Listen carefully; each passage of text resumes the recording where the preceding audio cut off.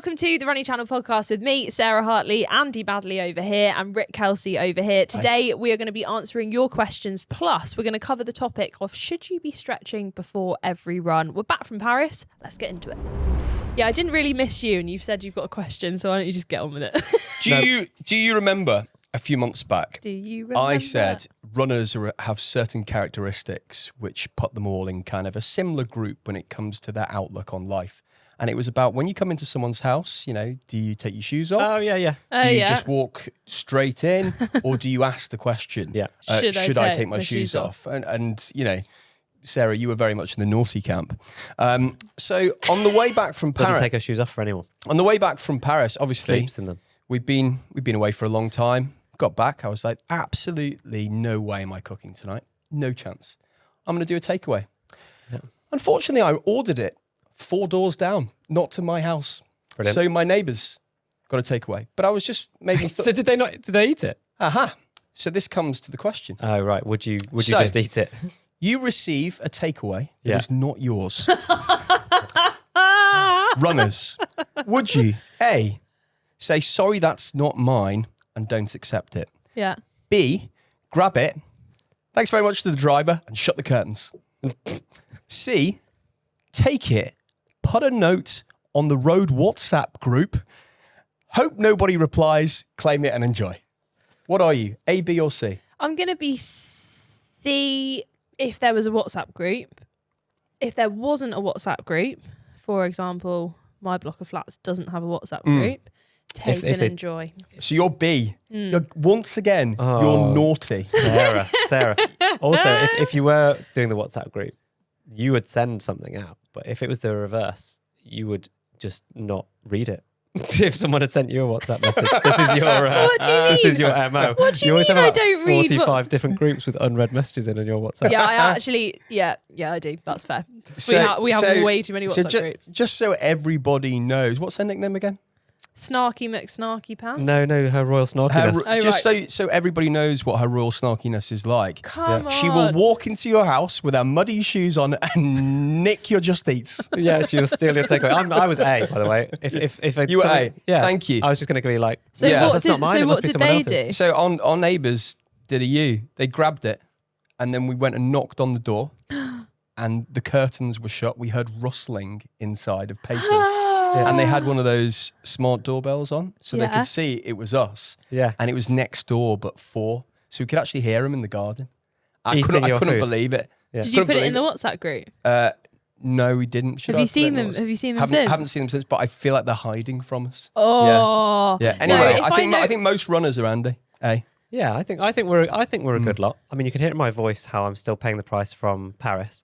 And also, I just wanted to, as part of the catch-up, say that Rick and I got the Eurostar back together on Monday. Sarah didn't want to travel with us, so she went another way. Excuse me. No, what Sarah did do is Sarah helped drive a van back from Paris, which is considerably longer than what you guys had to do. And said van had no aircon. And let's all remember what temperature it was on Monday, the 12th of August. It wasn't cold. Very hot. 37 degrees in both countries. I got a message that was later in an immediate following message, qualified, but I got a message to tell me that you were driving topless. I wasn't driving, so Tom was driving the van, and he was like, it's too hot, took his top off, so drove the whole way back without his top on, and I was like, oh God, I'm so embarrassed to sit in this van with you. And then I'm sorry, it got too hot, so I did the same. But as Tom messaged you to say, I did have a sports bra on, so it wasn't all bad. But I mean, I think we only need you're complaining, but I only think we need to go back to pre-Paris podcasts where you were just saying how you couldn't imagine traveling out with me and Rick and how you would, in fact, doing your best to avoid it. Yeah. So Rick and I sat in companionable silence after a week of podcasting together for the 2.5 hours on the Eurostar back to London. Yeah. Then we grabbed our bags, climbed off at the platform, looked at each other, gave a sort of gentlemanly nod, and then went our separate ways. And if that doesn't sum up the friendship and camaraderie of this podcast, I don't know what will. Can I talk about a benefit of Paris, though? Go on. Yeah. So I got back on Monday, and then I went on an easy run on Tuesday. And oh my gosh, I understand like altitude heat training now. Yeah, the heat acclimation. So you now feel like, oh, now it's cooler. You feel so much better. Lower heart rate, higher energy levels. I've never rate been of at perceived altitude, exertion is and lower. obviously Paris is not, so I still don't know what the benefit of that is. But training for 10 days in a place that was the temperature of the sun, and my only window to run was like in the middle when afternoon, the sun was highest. It was going tough. out yesterday. I went out at like midday in London, and obviously Still probably 26. Yeah, still hot, but I was literally running along, looking at everyone else who was like dying from the heat, and I was like, "This is lovely." You're thinking you haven't experienced Paris. No, I'm flying along. So, Sarah, do you think you've changed your whole attitude towards running in the heat? Because you have talked openly on this show about how much you dislike running in hot temperatures. Changed my mind, guys. I've changed Really? my mind. However, Well, I think what you've actually run... changed your mind about is that you like running after you've been running in hot temperatures. Yeah. So you're Yeah, of suffering for a few days or weeks and then coming back and getting buzzing the benefit. for the winter. Yeah. Really excited for it to get cold. Haven't run longer than Buzzing like for the winter. 45 minutes to an hour yet. Yeah. Not sure I could do a long slog in the heat. I have another question that I thought of on my easy run yesterday.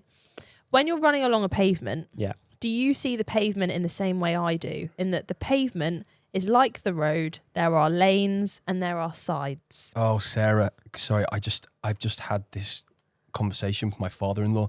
He didn't understand what a pavement was. Oh, sorry, sidewalk, Yeah. subway. He just didn't get it. The bit They're where the things that you people walk on to get to Tim Hortons. The bit, so on any given road, you have the road in the middle where in some countries cars are on. Well, in all countries, cars are on the left and right. Some are driving forwards on the left and backwards on the right. Some are driving backwards. forwards on the left, Oh my backwards goodness. on the right. I think like I just said that the same way around both times. But anyway, but then you have on either side of the cars, you have where people are walking. Yes. Yeah. Now, 9 times out of 10, this section is wider than it needs to be for one person to get down it, thus making Agreed. it into a mini road where, depending on where you are in the world, I you're understand. either operating as if it's a road. So if you're going forwards, Yeah, you're so on the on- left in the UK. I get it. If you're walking backwards, Yeah, so I run on the left in the UK. run on the left. But would you run right? So you'd run in that analogy if you were running on the left-hand pavement. Does it not depend on which direction you're going in though? So like you could be running. No. As in, like, I see the if there are pavement as a pavements little on road both for sides, runners. both pavements should be split into 2. So if you're like running along the river, obviously you want to be as close to the river as possible, lovely, picturesque. Yeah. You stick to the left. I am fed up with people taking up a whole pavement. And you know what really irks me when I'm out on a run? Yeah. No, because this keeps So now you're not happening and bothered it's- about the heat anymore. This no, is what you're I've bothered moved about. on my frustrations. What really, really irks me is that in the same, there's this like phrase that people have where it's like people will fill the space that they're in. And people always say it like if you like move house and you upsize, or like when we moved office, it's like, no, we'll fill the space that we're in. And yet you accumulate more stuff. When people are walking along a pavement, say they're walking like 3 people across, or like Andy's family walking 20 people across. Brilliant.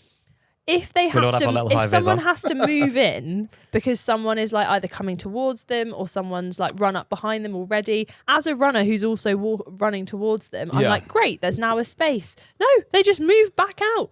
It's like you've just realised that you're taking up the whole pavement, and yet you've moved back into that same space. So now I can't get through. I kind of see. Which is worse though, stealing someone's takeaway or running on the wrong part of the pavement? Running on the wrong part of the pavement. Are you having a giraffe? I've never Literally. thought about it. I just run around people. Pavement etiquette has gone downhill. So Well- the only thing I will say that I don't like on when you're running on a path or a pavement is when people are running, you're running towards someone, they're walking or whatever they're doing, Yeah. and they look at you from you've still got 50 meters to go. You almost make eye contact. You know that they've seen you, Yeah. and they still don't move. Oh, yeah. Um, I actually had that with another runner yesterday. I was like sticking to the left-hand side. There were people walking and there was loads of space to the other side and they didn't move. And I don't expect people to I move. was like, we literally almost collided. And I don't expect people to move out of the way because I've got priority. I just expect them to give me Space. the equal amount of space that they Yeah. need. In the So, same yeah. way that like if there are people filling up the whole pavement, like I will go right to the outer edge.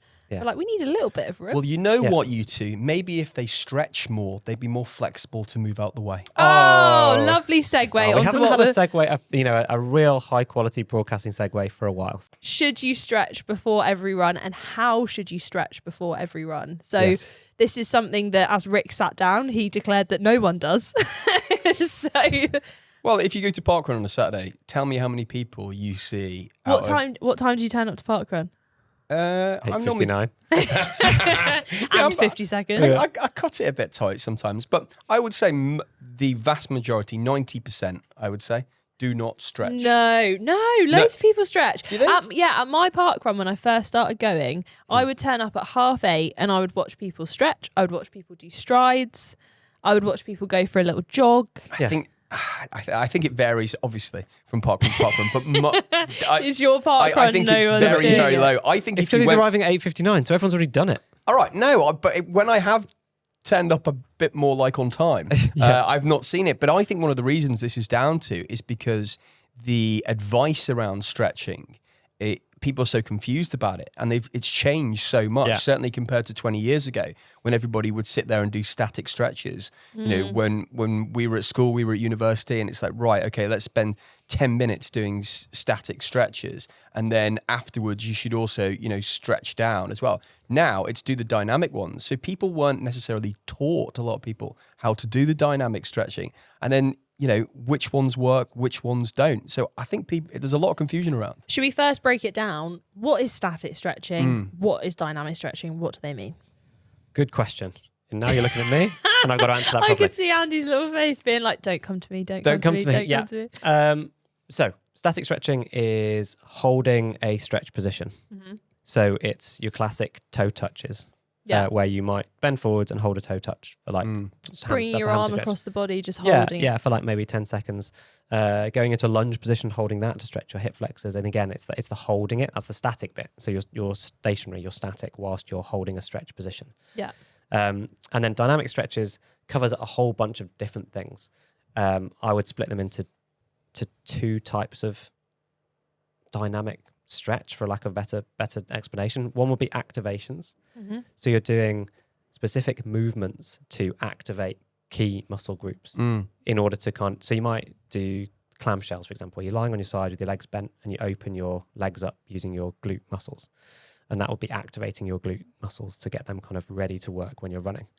Or doing a slightly legs bent sideways walk, like a crab walk, maybe with a band around your knees. That's activating various different muscles, but particularly your glute muscles to get them ready to go. Mm-hmm. But then there's also things like leg swings, where I wouldn't say you're necessarily activating a muscle group, but you're taking muscles like your hamstrings through a range of movement that they're going to need to go through, maybe a slightly exaggerated range of movement that they need to go through when you're running, but it's dynamic, i.e. you're never holding one position, you're just constantly swinging your leg. Does that make sense? Yeah. Are they all activations? No, I would say the activations are more when you're focused on getting a particular muscle group or set of muscle groups to fire, to activate. So the leg swings, they're not an activation. This is my definition. I'm not saying this is the scientific definition, but in my mind, there are two quite key types of dynamic stretches. One is activation. So maybe you're going to go and walk on your tiptoes because you're trying to activate your calf muscles and put your Achilles through a range of motion. What are the ones where you're kind of touching your toes and then doing jazz hands while you're walking? Like ankle sweeps, you're talking about. Feed the pigeon. Yeah, That's what we used to call it. They would be those dynamic stretches. That's in the second part of my new category. Okay, so I do the feed the pigeons and the leg swings. Yeah. And that's it. Yeah. Okay, right. Our aim by the end of this is to get Rick doing one other thing before he goes out on the run. But so that's before you do any running, right? Before I do any running, they're the two that I will do. I will find a tree, I will swing my legs against the tree, and I will do the feed the pigeons, jazz hands, and up. Yeah, and I think we should address something where one of our very early videos on the running channel, and I'm in it, is about everything you should do before you go running. You're in it in an early video. Yeah, I know. You need to do this before maybe not every that early. run. I think it's like a lockdown video. Yeah, you need to do this before every run. And in that, we do, before going for a run or doing the dynamic stretches and so on, we do kind of suggest that you should do some static stretching, which is not what we would now suggest. Mm-hmm. But at the time, the science was still there to say you probably shouldn't do static stretching, like holding certain positions before a run. What we were trying to do with that in that video was kind of suggest that doing some basic mobilization, I would call them. So just making sure if you've been sat at your desk for a long time that you're kind of giving your back and your hips and things like that a chance to stretch out a little bit, but not really holding them for, minutes at a time like you might have done in the old days. Well, okay, so this is fascinating. So at the beginning of this podcast, I said 15, 20 years ago. Yeah. It's actually not 15, 20 years ago. we're talking 5-10 years ago. This is how recently the advice on some of this has changed. Yeah, and for those videos we spoke to physios and so on, and broadly they were saying that, you know, if someone has been sat down at an office desk all day and it is going to just literally put some shoes on and go out for a run, that actually they'd be better off doing what we suggest in that video than doing nothing at all, because it will just get them ready to go. Yeah. But it's still, you know, there's still conflicting, like you shouldn't do the old school, like lengthy static stretches before But what's the risk there? warm. But by doing the old school length, you know, when I'm thinking static stretches, I'm thinking kind of like straight down, touch the toes, hold your legs straight, back straight, curl over. Like what is wrong with what we did for years that, you know, if it didn't do someone any harm, what's the problem with it? Well, I think that the studies show, and I'm not 100% sure, you came for the banter and we're here for some science at this point, is that it either has no effect, like i.e. stretching before exercise either has no effect on reducing injury or actually might make you more likely to get injured. One side of it might be that your muscles just aren't warm. You don't have the blood flow to those areas of your body. Oh, I see. When you're doing static stretching before you've done any kind of jogging or anything like that.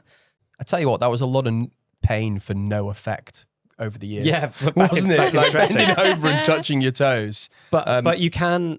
There is a benefit to static stretching after a hard workout or after a long run when you're fully warm. I see. And that you can take your muscles through that full range of motion when you know that they're like I say, warmed up. And then you might, to a certain point, retain some of that extra flexibility or reduce DOMs or just help with your recovery by stretching when you're warm. So I'm always worried about pulling my Achilles or pulling my calf because, you know, I worry that part of my body compensates for my new running style since operations. So I'm very conscious about stretching out my Achilles and stretching out my calves post-run. Yeah. But sometimes I'll do it a little bit before in more of a dynamic kind of flexible way because I just have that fear of a pop. Yes. Yeah, and that's I think why I always would have done some form of static stretching before I ran. Now I know that's not probably the best thing to have done, but I almost wanted the confidence that I could go out and go for a run, having taken some of my muscles and my back in particular used to get very stiff. So I would try and like just get that moving. But I think the current thinking is you can achieve the same goal by doing some of these activations that mimic the movements you're about to do in order to get your body ready to go. If there is something that you have that's kind of a specific injury or weakness or something that you need to work on, you might have those kind of specific exercises from a physio to do that might form part of your like mobilization or activation to do like at home before you then head out for a run. But then what I found to be the biggest difference is, we've talked about this before, that I never used to warm up at all, stretch or just jog for a little bit, because I always used to have the thinking of, well, I don't want to make myself tired before. I sometimes as well, if you do a dynamic stretch, you can feel like awful when you're stretching. But actually, then when you get into the run, you feel so much better because you have warmed up those muscles. You've jogged for a little bit before going into a hard effort. Whereas if you go straight from sat at a desk to sprinting intervals, you're not going to feel the benefit. You're going to feel so tight afterwards. But if, you know, people listen to this and think, well, you know, I just do a 5K on a Saturday, maybe I do a 5K on a Wednesday. Do you need to do a warm-up for parkrun? If you're running it hard, yes. Yeah. And you will run better for doing a proper warm-up. So just to take you through what I think, and there are a million different ways of doing this, is the interpretation of best practice. So it'd be, if you're at home, it might be to do some basic mobility, so just some movements at home to get yourself kind of limbered up and ready to go. Shoes on, out the door. You might, as you're sort of starting to walk, or maybe before you go outside, do some of those basic activations. So trying to get your glutes firing, warming up your calves a little bit, that sort of thing, by doing movements rather than stretches. Then your easy warm-up, whether that's 10 or 15 minutes, whatever it might be, 5 minutes, to get running and do that warm-up run with like a reduced cadence to start with. So increased cadence, reduced stride length. And then when you are warm, stop and do, before you're going to do your hard effort, whether that's a workout or a park run or a race, then do some slightly more dynamic, more powerful activations. And that's where drills come in. So you can have done some of these before you run at all, then a little warm-up run, then some more powerful drills and so on to kind of remind your body of how you'd like it to run. Then some harder strides that gradually get faster. So that's 80 to 100 meter efforts, approaching the pace that you're going to run in the hard efforts you're about to do. And then you would start your actual workout or race. That sounds quite a lot, Andy. Yeah, that is I a said lot. ideal world. That's like ideal, but then if you pick out sections of that to do, say you are going for a park run that is either like an easy pace for you, or you're going a little bit harder, or you're even racing it, the best thing that you could possibly do is to get into a routine of just doing something. Whether that is like, okay, the park run is X kilometers away from my house, or the car park is X kilometers away from the start of park run, jog to the start, then start doing those like lunges, hamstring sweeps, toe taps, leg swings. Then you can get onto like A skips, B skips, C skips if you want to do some more drills. And we've got loads of videos on this. It's very hard to explain via a sat down audio medium how to do these drills. So go check out those videos. But just little bits like that is going to help you get into a routine, because I started doing this maybe like 18 months, 2 years ago. And I've just got to the stage now where I couldn't imagine going out for a run without doing something. Really? And I think that's like a good place to get to. I'm going to add a lunge in this week. Add a lunge. That will be the third. Report back on how and your lunge and then if you are going to do those static stretches, then do them after your runs. Yeah. Fantastic. Great. Well, you are listening to the Running Channel podcast. Up next, we've got some very exciting news for you, followed by your questions. Right, news time. Plenty to get through, but I think we should probably touch on Rose Harvey, because we were all watching her, weren't we, at the Olympics, and we were kind of thinking, well, what's going on with her time? In the women's marathon. In the women's marathon, but we know a lot more now. Yeah, so Rose has just done a post at the time of recording this saying that prior to the Olympics, about a couple of weeks before, she'd felt a tightness in her hip. Had gone through lots of treatment and had worked with her team to get to the point where she'd kind of got the all clear to line up and start. Then when she started the marathon, she kind of got in more and more and more pain as it went on, but didn't know kind of what was happening. So carried on, finished in a time of, I think, 2 hours and 51 minutes. And since afterwards has got a diagnosis that she has a stress fracture, and so is now on crutches. Yeah, so first off, we wish her the speediest of possible recoveries, because that is horrible to have to experience that. Yeah. And the headline on the news stories is that she ran With a broken leg. With a broken leg, or broke her leg in the Olympics. Which a stress fracture is that. It's a fracture to her femur, so the upper part of her leg. And then we've also seen some people kind of responding to this, saying that it's a bad thing to have done, to have pushed through that pain. It's not a good way to kind of role model as an Olympian how you should deal with pain and injury and so on. It's impossible for anyone to have been in Rose's head, which is why, first of all, I just wish her all the best and speedy recovery. But I also have been in situations, you trained for your whole life, or for certainly years and years, to be at the Olympics. And then I can't speak for her, but I imagine this idea of not finishing. You can't think that rationally in that situation. And you don't know how bad an injury is. I mean, I fell off a pool table once, and I had a bit of a nasty injury, and I didn't know at the time that it was broken. But it was. Was this when you fractured the vertebrae in your neck? Yes. By trying to do a handstand on a pool table at a bar in Greece. Correct. Yeah. I'm trying to avoid the ball. Very similar situations there. Yeah. We're not to trivialise what's... We don't know what type of pain she was in. Yeah. So, with me, it didn't come on straight away. Just felt a bit uncomfortable. So, and most of us aren't out there competing in this thing that we've trained for years, and it's a once-in-a-lifetime opportunity to do. So we would obviously always encourage anyone listening that if you have extreme pain, to seek medical advice straight away. Yeah.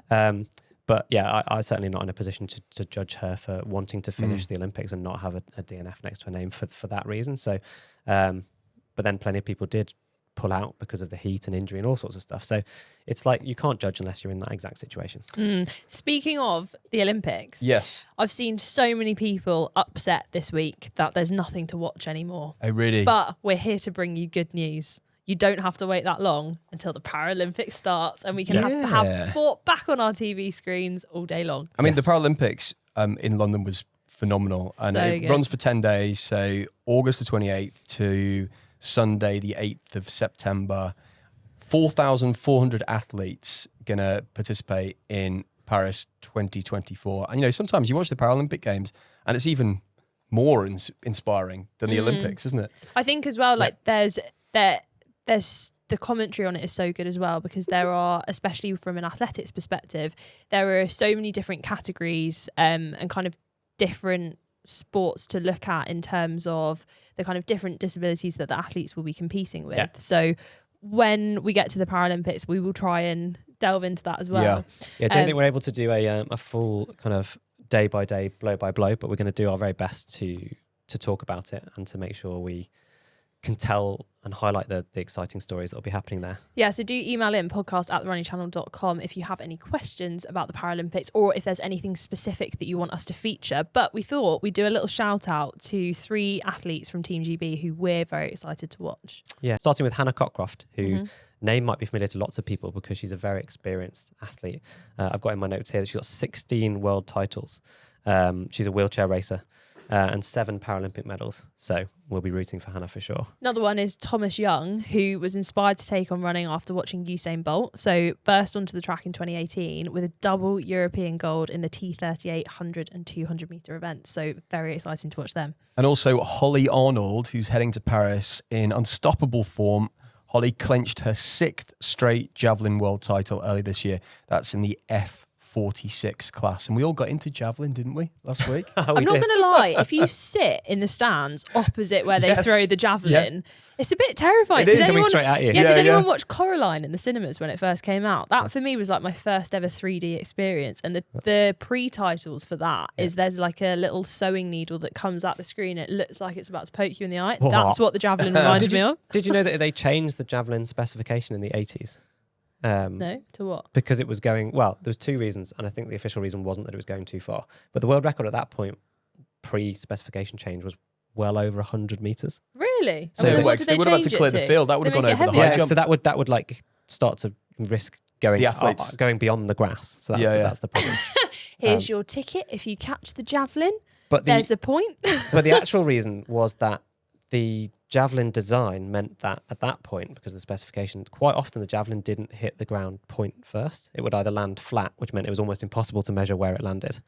Or it would like land tail first and just it wouldn't fly as kind of beautifully as they fly now. So they changed like the balance point in the javelin and the design of it to make it hot. You couldn't throw it quite as far. Well, thank God they did. I do feel gutted for people when it lands flat, because there's something beautiful about it hitting the ground. Yes, and when it much. just shuffles across, it's not quite the same. Yeah. Although, I mean, I couldn't do it myself. Anyway, questions, Rick.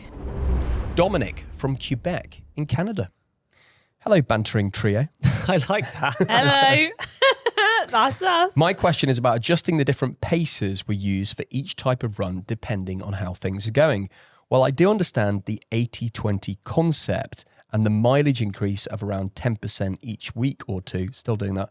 I must admit, I cannot figure out how to evaluate if I should change my paces for each different type of run depending on how my body is responding outside of a training block.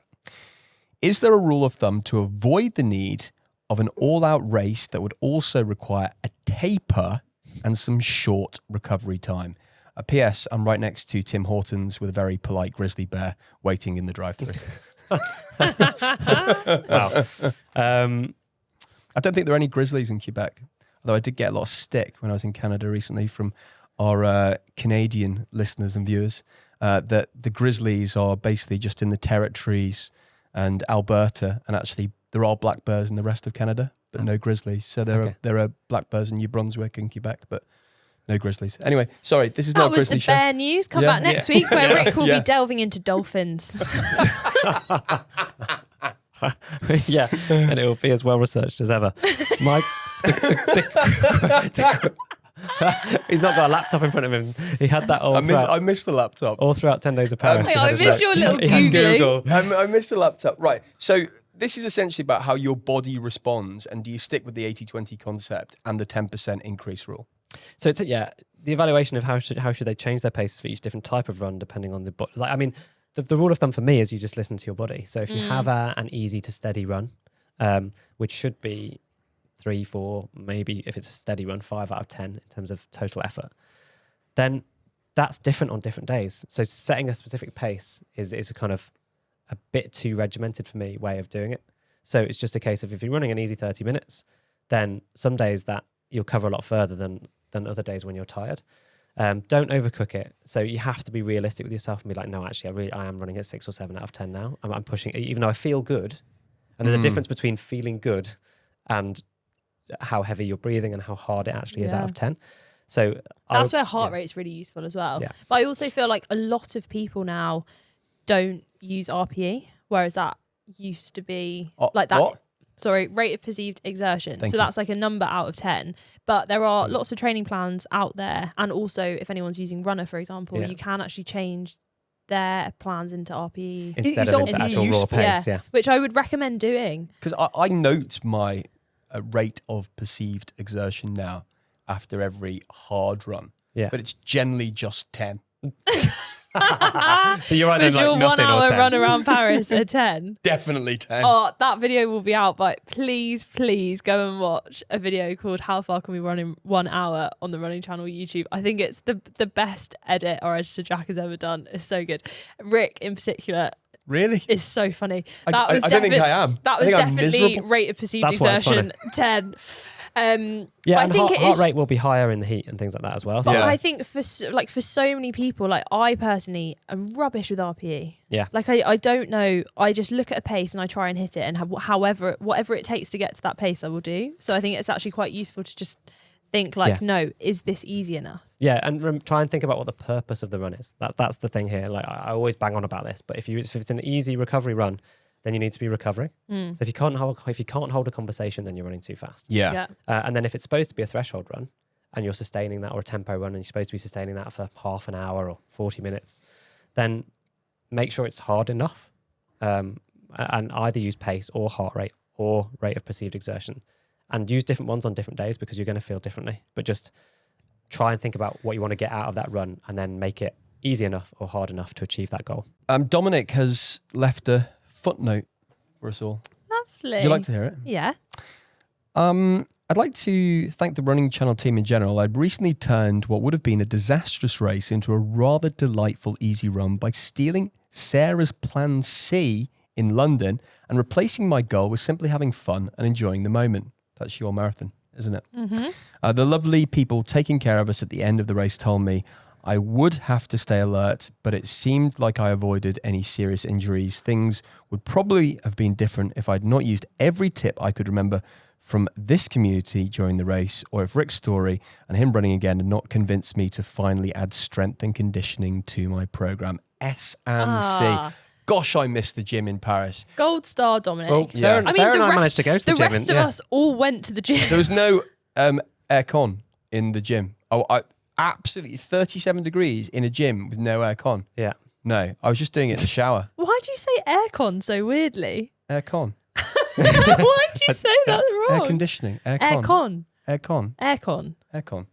Yeah, We've there you gone go. mad. Aircon. Aircon. All right. There was no aircon. Yeah, I know. Yeah, it's back. But thank you, Dominic. That is really lovely to hear. And genuinely, I also use our advice, so hopefully you're finding it useful too. Yeah. Oh God, I'm getting live texts during the podcast. Apparently, Canada's biggest grizzly bear population is British Columbia. This is just not going to go away. People are not going to leave me alone about this bear issue. Anyway. Wow. Oh my gosh. I spent that entire little monologue trying to think of bear puns and haven't really got anywhere. I mean, you barely have any puns on a Yeah, good I day. know. We've There you rolled through go. this episode though, haven't we? Oh yeah, you've clawed your way back. Nice pause for thought there.